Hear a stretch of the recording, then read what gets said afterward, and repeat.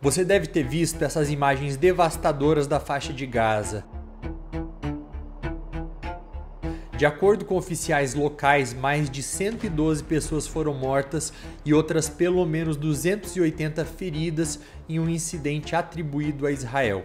Israel afirma que o número é menor, mas não fala exatamente quantos mortos, e diz que o que aconteceu foi que caminhões com ajuda humanitária foram cercados por uma multidão e essas pessoas acabaram sendo atropeladas e pisoteadas. Aí, depois que os caminhões partiram, algumas das pessoas que atacaram os caminhões se aproximaram das forças israelenses e de um tanque que então começou a atirar.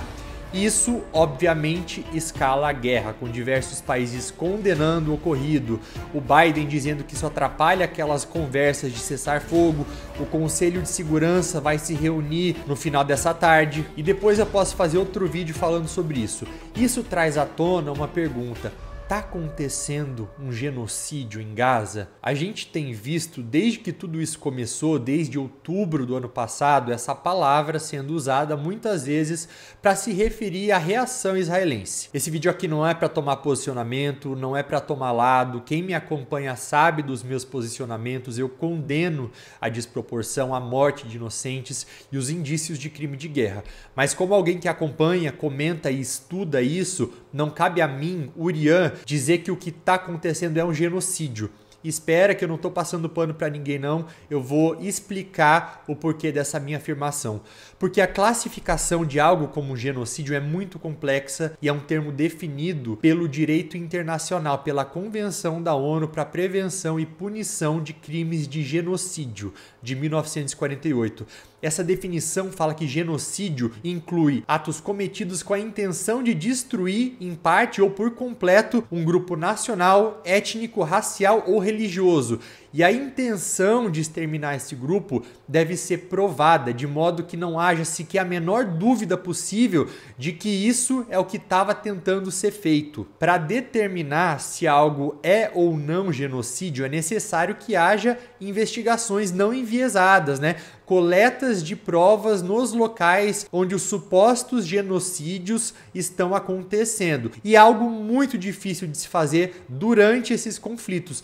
Então existe toda uma dificuldade em falar de genocídio. É difícil afirmar, por exemplo, que Israel está promovendo uma matança étnica ou religiosa. Por quê? Porque os palestinos são árabes e 1/5 da população de Israel é árabe. E nem religiosa, porque 19, 20% da população do país é muçulmana. E não existe algo do tipo, como que está acontecendo em Gaza, sendo feito contra essas pessoas que vivem em Israel ou nos outros países vizinhos.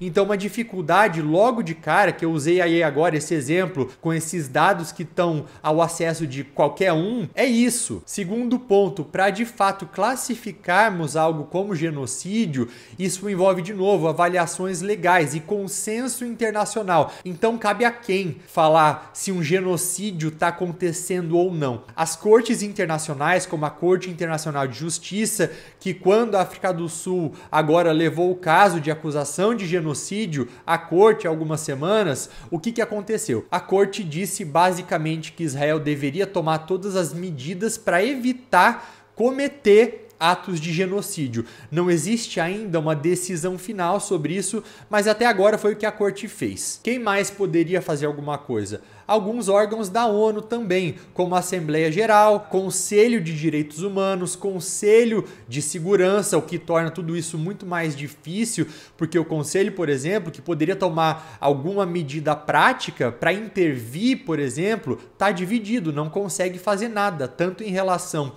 à guerra Rússia e Ucrânia, quanto em relação a Israel e Gaza. E tem mais um ponto, se um genocídio for reconhecido pela ONU, aí ela tem a obrigação, de acordo com aquela convenção de 1948 que eu falei, de agir por meio de, por exemplo, intervenções internacionais, seja por ações diplomáticas, missões de paz, ações legais, assistência humanitária. Por isso é que é necessário cautela nisso. E o que dificulta são as políticas de cada um dos países. A política externa americana, por exemplo, vai de acordo com o que o governo decide, né? O governo Biden que vai concorrer à eleição em novembro. Como que os Estados Unidos poderiam reconhecer um genocídio no Conselho de Segurança da ONU e não fazer nada? Vocês entendem a implicância disso em um país que tanto republicano quanto democrata apoia Israel? E eu não estou defendendo um lado ou outro, pelo amor de Deus, eu estou só explicando as dificuldades técnicas de tudo isso. Existem também, mesmo nas relações internacionais, diversas perspectivas, diversas opiniões. Uma delas, por exemplo, afirma que o próprio bloqueio israelense a Gaza, que impedia que itens básicos entrassem na faixa, fosse considerado uma forma de genocídio em câmera lenta. Mas, por outro lado, você tem também o próprio estatuto de fundação do Hamas da década de 80, que fala que seu objetivo é extirpar Israel da face da terra. Então, Israel pode afirmar que o que está fazendo é apenas autodefesa, já que um país tem o direito de se defender e de retaliar ataques. E, de fato, Israel sofreu ataques covardes em 7 de outubro. Assistir às imagens de destruição, mortes e sofrimento na faixa de Gaza é muito perturbador. É devastador testemunhar as consequências destruidoras do conflito na vida de pessoas inocentes. Só hoje foram pelo menos 100, né, que provavelmente estavam lá atrás daquela ajuda humanitária. Ao mesmo tempo, Israel, como qualquer outra nação, tem o direito de se defender. Porém, a autodefesa deve sempre ser equilibrada, né, com respeito aos direitos humanos, ao direito e às convenções internacionais. Agora, sobre o assunto desse vídeo, genocídio, a complexidade do que é esse termo não deveria, pelo menos na minha visão, ser banalizada, e o uso dessa palavra de maneira leviana